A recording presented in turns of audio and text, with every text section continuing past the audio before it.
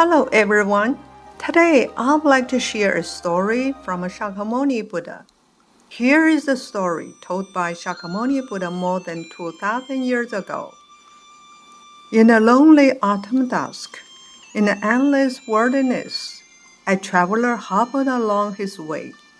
Suddenly, the traveler noticed that there were white pieces of something scattered along the dark road. Upon closer inspection, they turned out to be human bones. As the traveler was wondering, thinking, suddenly there was an astonishing roar in front of him, and a big tiger came running toward him.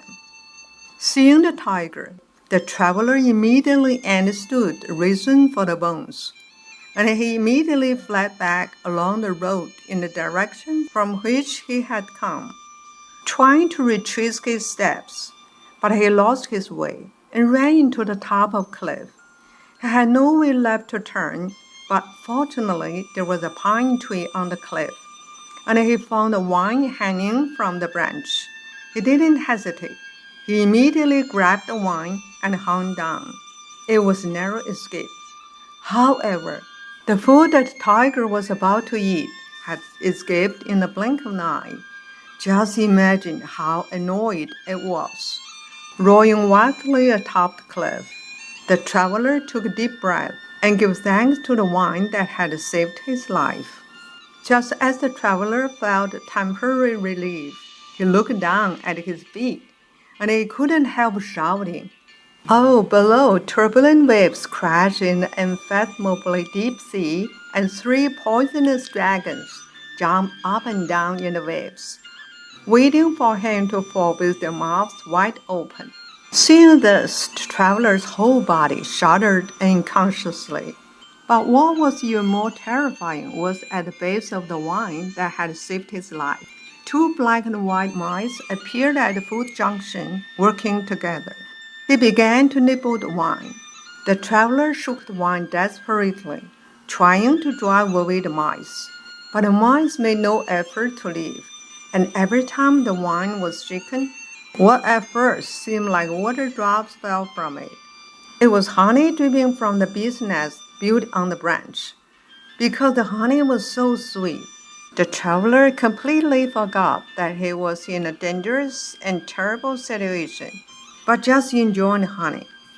Everything in the story symbolizes a part of human life, and the traveler in the story is actually each one of us. The wilderness refers to our endless lonely life. The autumn dusk represents the loneliness of our life.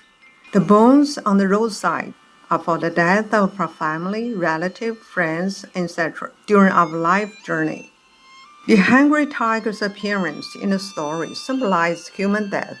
Climbing to the pine tree on the top of the cliff represents people's struggles for money, property, reputation, status, etc. No matter how much of these things we have, no one can take them with them when leaving the world. The wine represents a mentality of self-comforting. The 2 black and white mice constantly biting the wine refers to day and night. They shorten the person's life.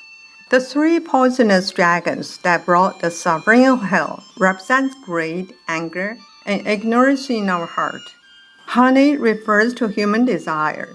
During the day, what you keep thinking and asking for is nothing more than the desire for satisfaction. People's lives are indeed like this, leaking honey every day and unknowingly falling to the end point. This is what the Buddha taught about life. From this story, we know that as long as we have a healthy human body, we can make great contribution to mankind. We may cultivate and improve, and finally return to the world of God. However, who knows how difficult it is to obtain human body? Once, Shakyamuni told his disciples, a blind turtle lived in the sea.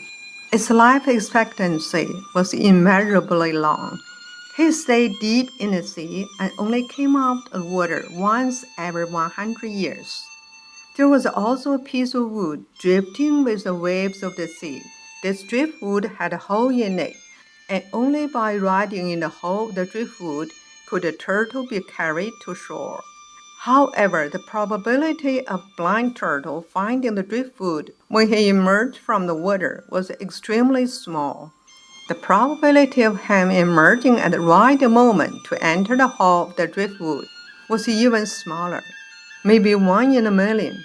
However, obtaining human body on the sixth path of reincarnation is even more difficult than the blind turtle reaching the shore.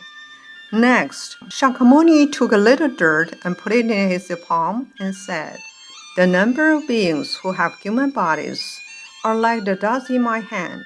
The number of people who once had human bodies and had died are like the amount of dust on the entire earth. What is the most difficult thing to obtain? A human body." This story tells us that we must cherish our human body, with which we should do more good deeds and be kind to others.